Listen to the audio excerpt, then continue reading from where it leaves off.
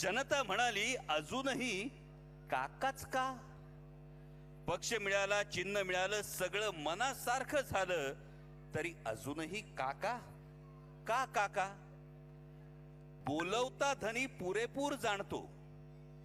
जे कोण बोलत असतील, बोलवता धनी पुरेपूर जाणतो, काका का? पण महाराष्ट्राला पक्क ठाऊक आहे काकाच का.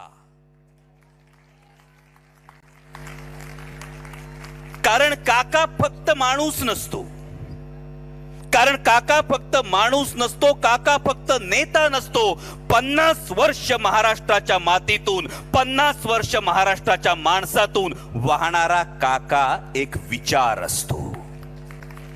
सर्वसामान्य शेतकरी, युवक, महिला प्रत्येकाला, सर्वसामान्य शेतकरी, युवक, महिला प्रत्येकाला मुजोर व्यवस्थेला का हा प्रश्न विचारण्याची तो ताकद देतो.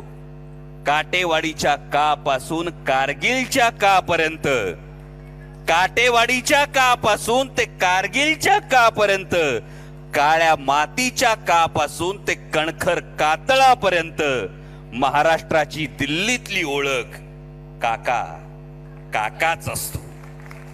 कांदा कांदा कापसापासून कारखान्याच्या का पर्यंत, कांदा कापूस कारखान्याच्या का पर्यंत प्रत्येकाचा आधार काका असतो. शेताच्या बांधावर काका असतो, विचारवंतांच्या बैठकीत काका असतो, उद्योगधंद्यांच्या धोरणात काका असतो, आणि म्हणून महाराष्ट्राचा अभिमान काका असतो. आणि म्हणूनच हे पुढचं फार महत्वाचं आहे. हे का होतं, का घडतं हे समजून घेण्यासाठी पुढच्या ओळी फार महत्वाच्या आहे.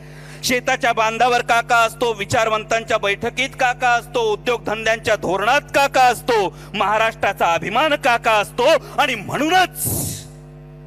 म्हणूनच दिल्लीला महाराष्ट्राला झुकवण्यासाठी काका हवा असतो. आणि महाराष्ट्राला, म्हणूनच दिल्लीला महाराष्ट्राला झुकवण्यासाठी काका हवा असतो. आणि महाराष्ट्राला स्वाभिमानानं लढण्यासाठी काकाच हवा असतो. म्हणूनच काका का, म्हणूनच काका का हा प्रश्न जरी कुणाला पडतो, तरी का काका आणि काकाच का हे स्वाभिमानी महाराष्ट्र पुरेपूर जाणतो. हे स्वाभिमानी महाराष्ट्र पुरेपूर जाणतो. धन्यवाद. जय शिवराय. आपणा सर्वांची रजा घेऊन पुढल्या कार्यक्रमाला निघतोय.